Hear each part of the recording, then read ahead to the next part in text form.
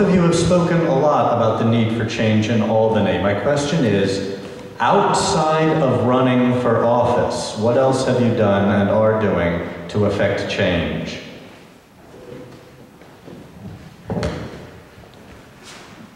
This state assembly race is the center of my world right now. Unfortunately for my wife, it's almost becoming the center of her world. What I recognize, though, it's not the center of everyone else's world. So, for instance, on the state senate elections, I went out to Long Island to help Jimmy DeRue turn a state senate seat Democratic that was Republican. I've worked on campaigns. I've worked for progressive city council members. I volunteered in my community. I worked for Steve Harrison, who not worked for, but helped to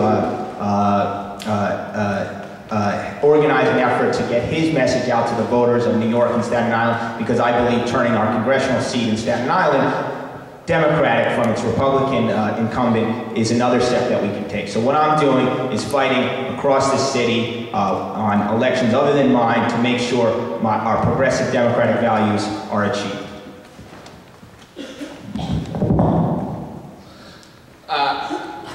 Likewise, a lot of my time is spent in this campaign these days.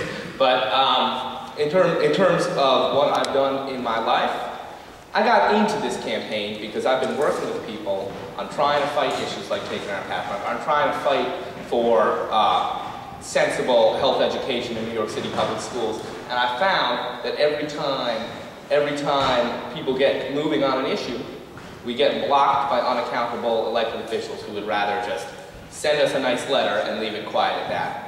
So that's why I got into this race. I've also worked for a lot of candidates. I'm an elected delegate for Barack Obama. I've worked with a lot of campaigns nationally and locally. My first campaign I worked on was for David Dinkins in '93. Didn't work out that well, but you know, I've been involved in the Democratic Party in Manhattan since I was 9, really. But I think the way we will get change, finally, is through the electoral process. These guys are never going to give up their power voluntarily. It will only happen when we demand it at the ballot box. Okay, next question is one that I'm going to bring back from the last time. Now that the mayor's congestion pricing plan is dead, where do we go from here and what do you advocate? Well, I think we need to revisit the proposal, number one, but I think, you know, Sheldon Silver's dismissal of the congestion pricing plan showed contempt for both the democratic process and the concerns of lower Manhattanites.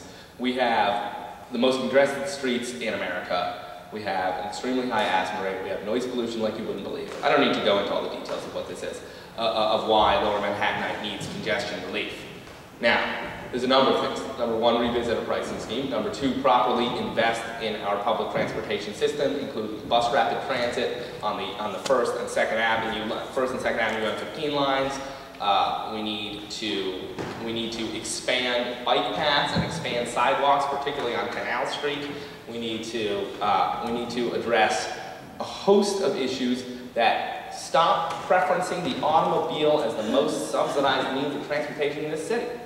So we need to preference the vast majority of New Yorkers who use public transit and use bicycles and walk than over encouraging people to drive through our neighborhood.